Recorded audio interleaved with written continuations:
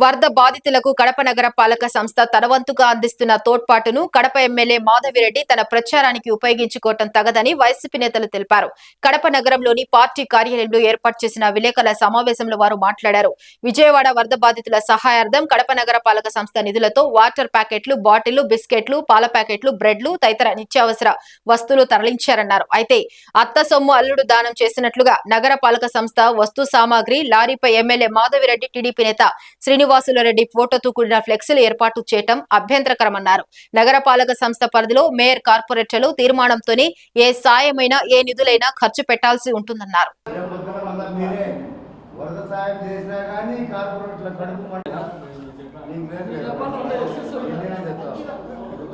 ముఖ్యంగా ఈరోజు మీ విలేకరుల సమావేశం పెట్టడానికి ముఖ్యమైన కారణం ఏమంటే, విజయవాడ నగరంలో వరద వల్ల ప్రజలందరూ కూడా చాలా ఇబ్బందులు పాల్గొనడం, నిజంగా ఈ రాష్ట్ర గౌరవ ముఖ్యమంత్రి చేసినటువంటి తప్పిదాల వల్ల ఈరోజు దాదాపు లక్షలాది మంది కుటుంబాలు రోడ్ల మీద పడి కోట్ల రూపాయలు నష్టపోయి ఈరోజు రోడ్ల మీద పడి అనేక మంది సావుకు కారణమైంది.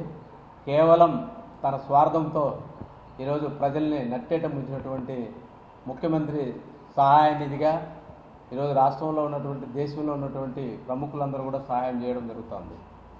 దాంట్లో భాగంగా కడప నగరపాలక సంస్థ కూడా చేదోడుగా నిన్న లారీలతో వాటర్ బాటిల్, వాటర్ ప్యాకెట్లు కూడా పంపించడము, ఇదంతా కూడా కడప ప్రజలకు కానీ కార్పొరేషన్కి కానీ సంతోషము. దానికి మేమందరం కూడా స్వాగతం పలుకుతున్నాం. అయితే సొమ్ము ఒకటిది, సోకు ఒకరిది. ఈరోజు కడప నగరపాలక సంస్థ ఆధ్వర్యంలోనే క్లియర్గా లారీల పైన కట్టినటువంటి బ్యానర్లు కానీ ఈరోజు కార్పొరేషన్ నిధులతో లక్షల రూపాయలు కనీసం